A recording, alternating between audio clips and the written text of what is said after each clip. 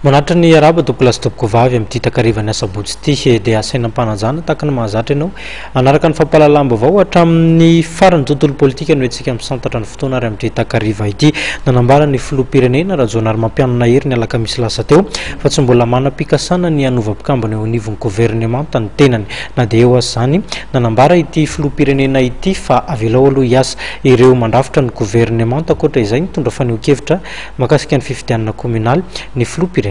mandeha ny feu fa isy ny fanovana ny gouvernemanta nanambara ny filoha hery Rajaonary Mampianana tao aoriana nandraisan'ny conduit directeur ny banky iraisam-pirenena teny amin'ny elapany ny alakamisy ariva teo fa mbola tsy niresaka izany fanovana ny mpikambana eo anivon'ny gouvernemanta izany ny tenany ary mijery sy manao tombana ny asan'izany gouvernemanta izany aloha. Za aloha mbola tsy niresaka an'ilay izy fa dia betsaka ny mivoy an'izany zavatra zany moa. Fantatrareo tsara fa zako dia mametraka an'ilay hoe culture de résultat amin'ny asa zay apetraka amin'ny fanamby zay natao ao anatin'izany amin'ny gouvernemanta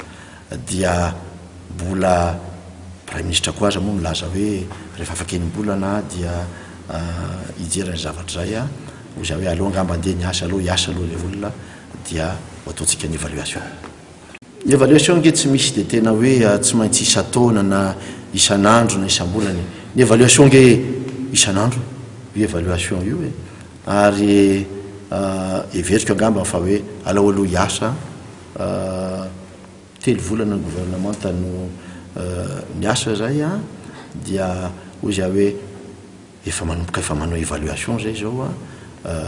alao izy nefa no niasany ihany koa fa dia hitatsika ihany anaovana zay. Nararoty ny mpanao gazety ihany koa ity tafafony fanaovana tamin'ny filoha ity anontaniana azy ny toy n'ilay anaran'olona mpanondrana Andramena Tsokosoko izay nomen'ny prime ministre teo aloha Omer Berzika azy. Ameo aloha zay anarana zay be dia be no mivoy an'izay zavatra zay hoe reto le izy ty le anarana ianao zao raha me anarana dia tonga dia horaisiko ve zany hoe inona izy zay le andraikitry ny mpanao gazety zay rehefa misy vaovao dia tokony misy fanadiadiana zay mifanaraka amin'izay ary everiko fa mandeha zany zavatra zany misy le vaovao sambotra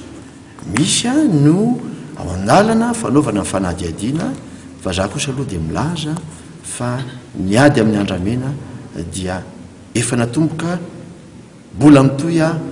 ary mbola hotoizana efa misy ihany ny vokatra sasany moa tsy hoe amin'ilay fisamborana fotsiny fa hitatsika zao reny hoe Andramena zay tratra tany velany reny everiko fa efa endrika vokatra ihany kosa ireny zavatra ireny. Mikasika ny resaka fifidianana communal kosa indray dia nanambara ny filoha hery Rajaonary Mampianana fa tanjona ny anatanterana ny fifidianana be ny tanàna amin'ity taona ity saingy misy kosa ny rafidalàna tsy maintsy apetraka tsy ampy raha ny voalaza ny lalàna mifeny fifidianana be ny tanàna fa mila apetraka ny lalàna fototra mikasika ny fitsinjaram-pahefana iaingana amin'izany nambarany fa tsy azo tereko masaka izany ary ny tombontsoan'ny vahoaka no tokony hojerena.